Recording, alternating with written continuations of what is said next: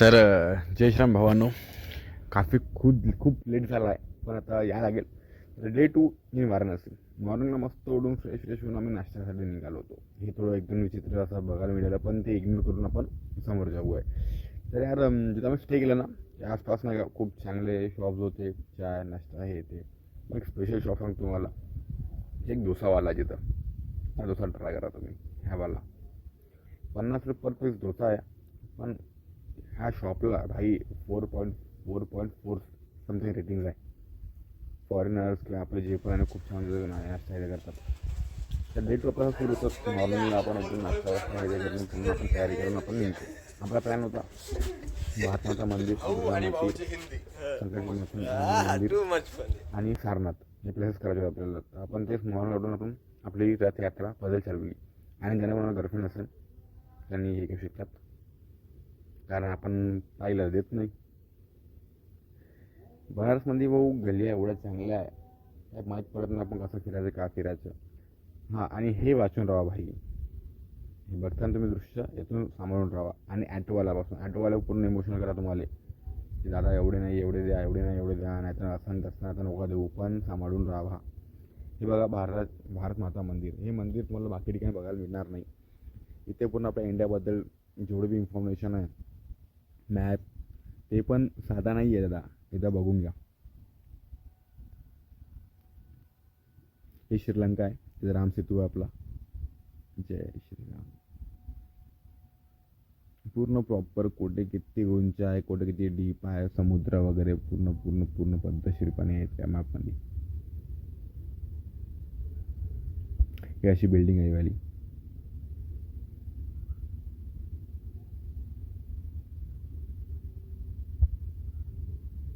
इथे आपले हिमालय, कळसुबाई जेवढे बी आहे सगळं पूर्ण पद्धतशीरपणे मेन्शन केलेलं आहे. हे डाऊनमध्ये गेल्यानंतर आपल्याला दिसून पडते. 3D व्ह्यू होऊ शकतो ना एक प्रकारचा.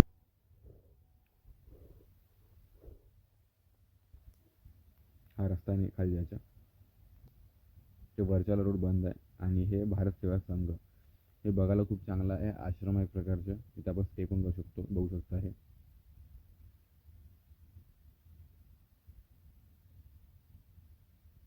बनारसमध्ये म्हणा किंवा वाराणसी म्हणा, जी जुन्या साऱ्या बिल्डिंग आहे, हे बघायला खूप छान आहे यार.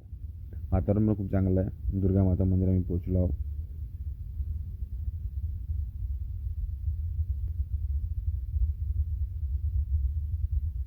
हे इकडे आत दर्शन करायसाठी.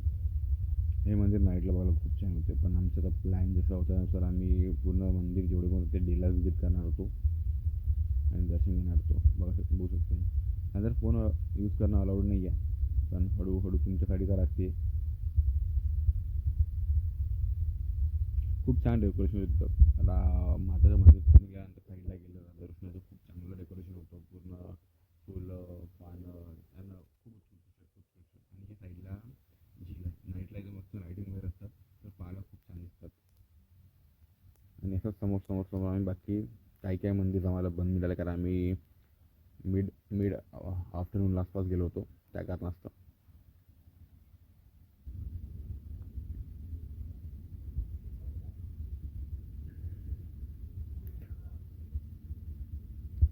हे आहे बजरंगबलीचे मंदिर. इथं फोन बाहेर लागतात, आल्यावर जास्त करून मंदिर.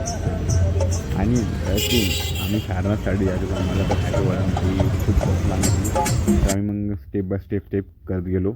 आणि सारनाथ सिटी, या सिटीमध्ये पूर्ण मॅप आहे. आणि इथं यार सगळ्यात चांगला चाय मला इथंच मिळाला प्यायलासाठी. जर तुम्ही गेले फिरायचं असेल तर सारनाथला एंट्री करायच्या आधीच लेफ्ट साईडला एक चायची दुकान आहे. तिथं आपला महाराष्ट्राचा टेस्टवाला चाय मिळू शकते, विदर्भाचा असं म्हणू शकतो आपण. सारनाथमध्ये फिरायला खूप बहुत कुछ आहे. तिथे पार्क डेकोरेशन हे इथे. हे हँडिकॅप लोकांसाठी आहे, ज्यांना बिझनेस करायचा असेल, आपला स्टॉल बनायचं नाही करू शकतात. सारनाथ म्हणजे फार जुनं भरपूर काही आहे. सारनाथ म्युझियम आहे. म्युझियममध्ये फोन अलाउड नाही, पण तिथं खूप सारं जुनं बहुत कुछ ठेवलेलं आहे. स्कल्प वगैरे, त्याच्यानंतर जे जुने आपल्या हतियार होते स्टोननं बनलेले ते पण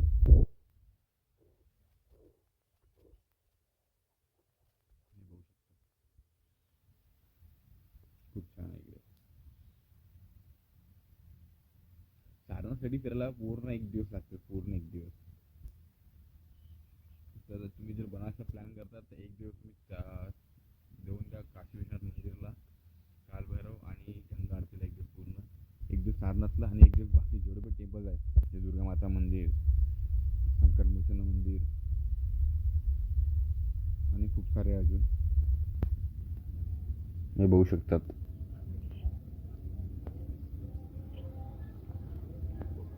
व्हिडिओ फार लेट आला आहे कारण काही कारणास्तव आपण खूप जास्त बिझी चालत होतो, पण असं होणार नाही तर रेग्युलर व्हिडिओ येत राहणार आपले.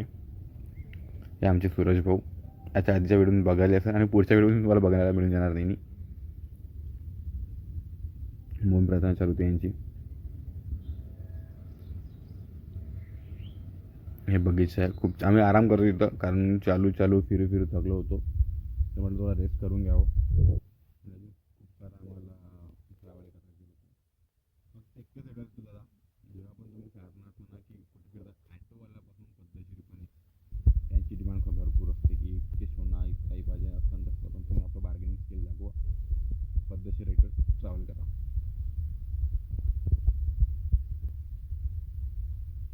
या स्कूलची पण ट्रिप आली होती, हे बघा.